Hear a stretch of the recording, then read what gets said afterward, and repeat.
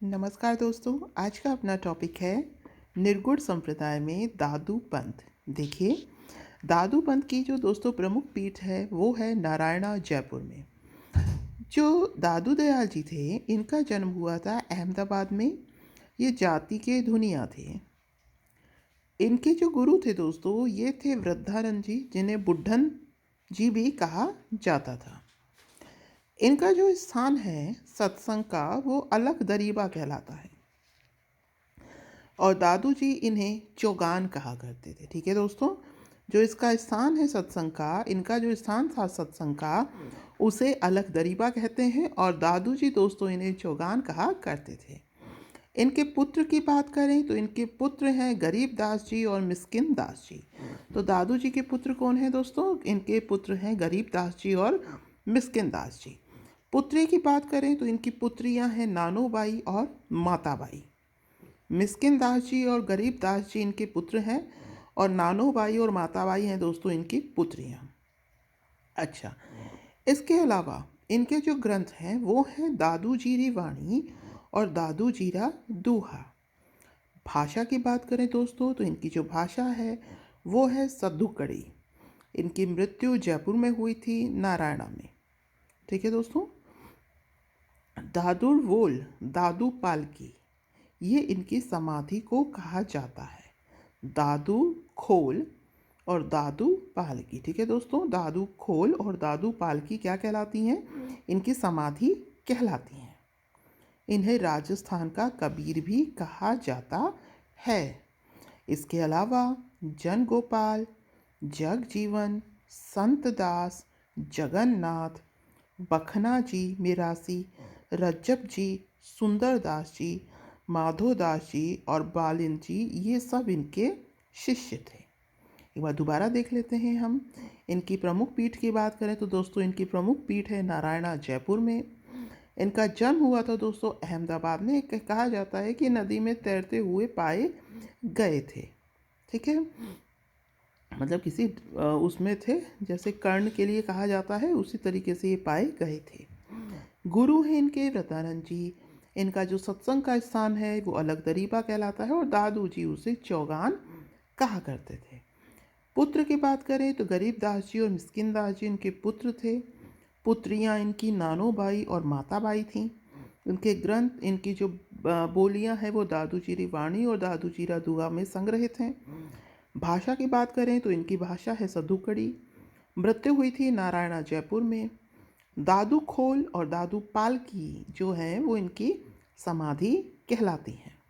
इन्हें राजस्थान का कबीर कहा जाता है।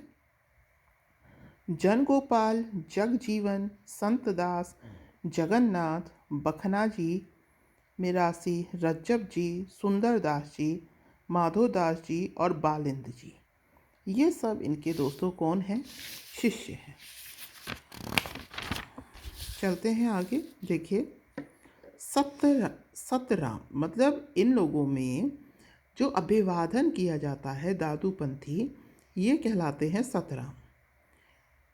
अंतःकरण इनका उपासना गृह है। अकबर ने इनको फतेहपुर सीकरी में बुलाया था दोस्तों, याद रखिएगा। अकबर ने इन्हें कहाँ बुलाया था? फतेहपुर सीकरी में बुलाया था। भैराना पहाड़ी पर गुफा स्थित है जहाँ पर ये निवास किया करते थे।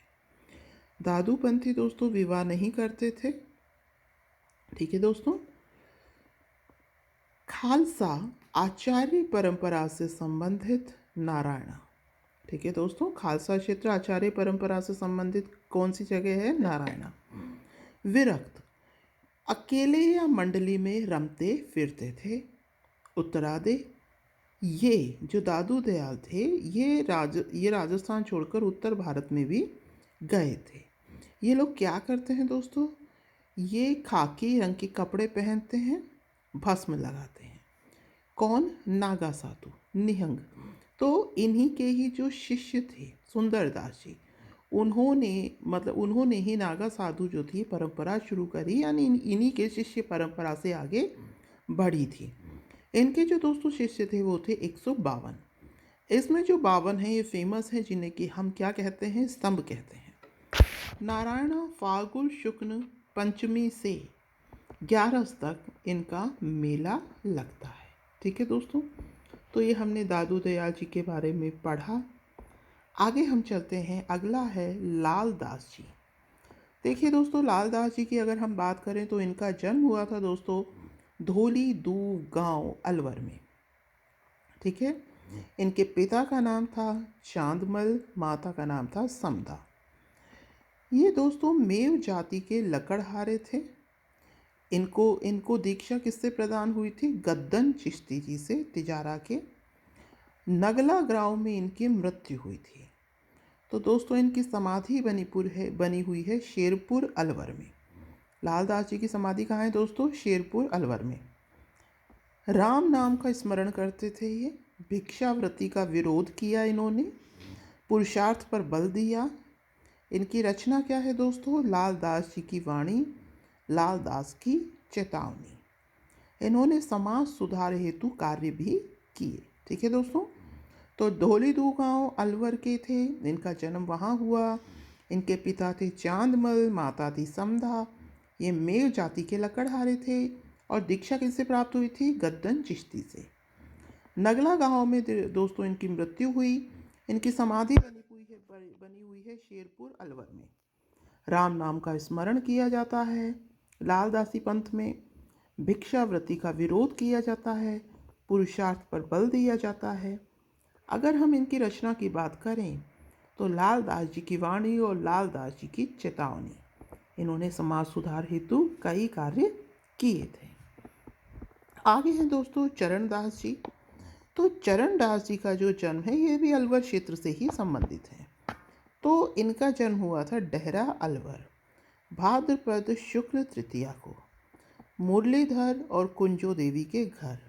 ठीक है दोस्तों, पिता कौन थे इनके? मुरलीधर थे चरणदास जी के, और माता कौन थी दोस्तों? कुंजो देवी थी। इनके गुरु थे दोस्तों शुकदेव। चरणदास जी के गुरु कौन थे? शुकदेव। इनके ग्रंथ देखते हैं, ब्रह्म ज्ञान सागर, ब्रह्मचरित्र, भक्ति सागर और ज्ञान स्वरोदय। नादिर शाह के आक्रमण की भविष्यवाणी करी थी चरणदास जी ने। ठीक है दोस्तों, इनकी प्रमुख पीठ कहाँ है? दिल्ली में। याद रखिएगा, किसकी? नादिर शाह के आक्रमण की भविष्यवाणी करी थी चरणदास जी ने। शिष्यों की बात करें तो इनके शिष्य हैं राम रूप, राम सखी, सहजोबाई, दयाबाई, आत्माराम, जुक्तानंद, सहजानंद। पानों का दरिबा ये जगह पर इनकी गद्दी है जयपुर में। ये सगुण और निर्गुण दोनों ही भाव से भक्ति मार्ग की व्याख्या करते हैं। नवदा भक्ति के भी ये प्रवर्तक हैं। नवदा भक्ति क्या है दोस्तों? राधा कृष्ण की भक्ति। कर्म पर, नैतिक शुद्धता पर बल देते हैं।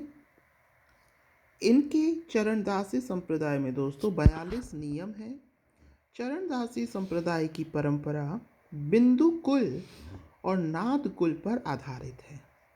बिंदु कुल परंपरा जो है ये पिता पुत्र के बीच, ठीक है, जो मतलब जो अगला जो वारिस होगा वो पिता पुत्र से परंपरा चलती है संप्रदाय की, मतलब जो अगला हेड होगा।